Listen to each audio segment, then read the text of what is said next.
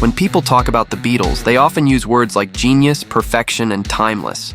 Every song seems to have its place in history, from Hey Jude to Let It Be, from A Day in the Life to Yesterday.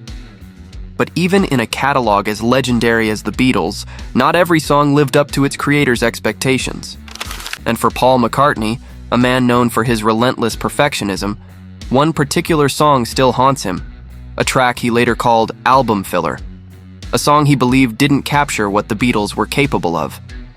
This is the story of Tell Me What You See, the Beatles song Paul McCartney deemed a failure. When the Beatles entered 1965, they were in transition. Fame had turned from excitement into exhaustion. They were writing songs on tour buses, in hotel rooms, and sometimes in the brief hours before a recording session.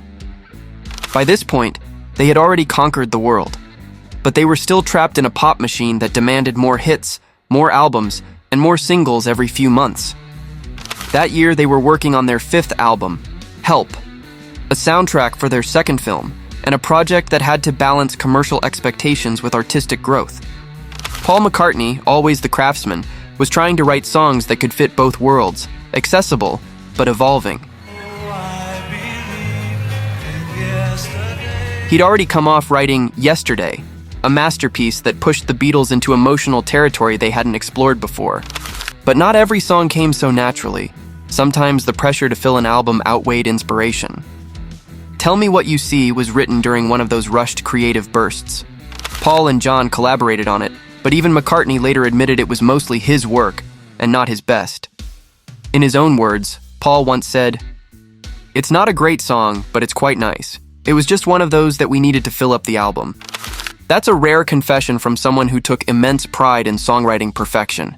He described it as a piece that didn't have much personality, something that simply existed to make the Help album complete. In the Beatles' early years, they were writing so quickly that they sometimes couldn't tell which songs would endure and which would fade. But even at the time, Paul knew this one didn't have that spark. Musically, Tell Me What You See sits somewhere between pop and folk, mid-tempo, with a lazy rhythm and gospel-like harmonies. It's built around an electric piano, a few percussion flourishes, and a vocal line that never quite takes off. For most listeners, it's pleasant, but not memorable. For the Beatles, that was unusual. Even their so-called filler tracks usually had some kind of magic. A unique hook, a surprising chord change, or a vocal that lifted it higher. But this song, it just drifted. It wasn't bad. It just wasn't the Beatles at their best. Paul seemed to know it the moment they finished recording it. Unlike Yesterday, which he recorded with total conviction, Tell Me What You See lacked that emotional core. It was, in his own words, one of those that didn't mean much. Interestingly, the song does offer a glimpse into where McCartney was headed.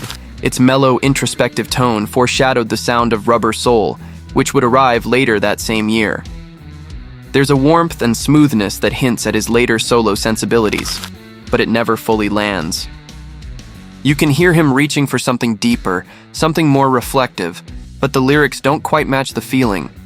Lines like, "Open up your eyes now, tell me what you see," feel vague, almost improvised.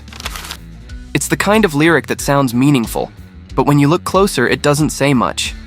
It's easy to imagine John Lennon listening to it and rolling his eyes.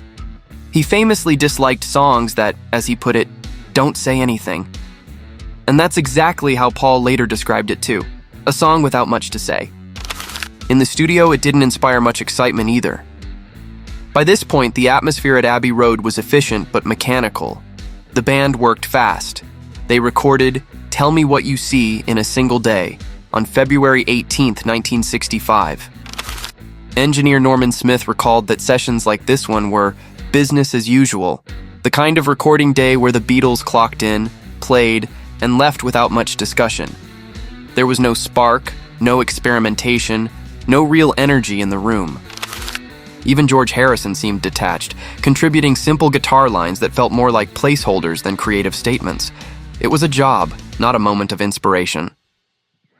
That mechanical feeling comes through in the final recording, smooth, professional, and forgettable.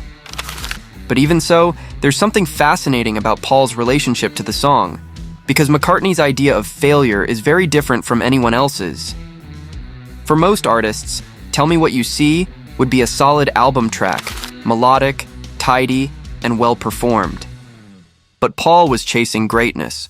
He didn't want nice songs, he wanted classics, and by 1965, he'd already proven he could write them. Yesterday, Can't Buy Me Love, All My Loving. So when he looked back at Tell Me What You See, he didn't hear a disaster. He just heard mediocrity. And for McCartney, mediocrity was unforgivable. There's also a subtle irony to this story. The Beatles' so-called album fillers and the songs they dismissed often end up becoming treasures for fans decades later. Because even when they weren't trying, the Beatles couldn't help but sound interesting. Tell Me What You See might not have changed music, but it reflects a specific moment in their journey, the moment between pop simplicity and deeper experimentation. It's the sound of a band growing restless, trying to move beyond love songs, but not yet sure where to go next. If anything, the song's lack of identity captures that creative limbo better than any masterpiece could. Paul's perfectionism has always been both his gift and his curse. Throughout his career, in the Beatles, Wings, and beyond, he's been his own toughest critic. He once said he hated releasing songs that felt unfinished, and that's how he's always remembered Tell Me What You See. But there's also humility in that honesty. Even the greatest songwriter of his generation could admit that sometimes inspiration simply doesn't strike. And that's what makes the Beatles' story so human.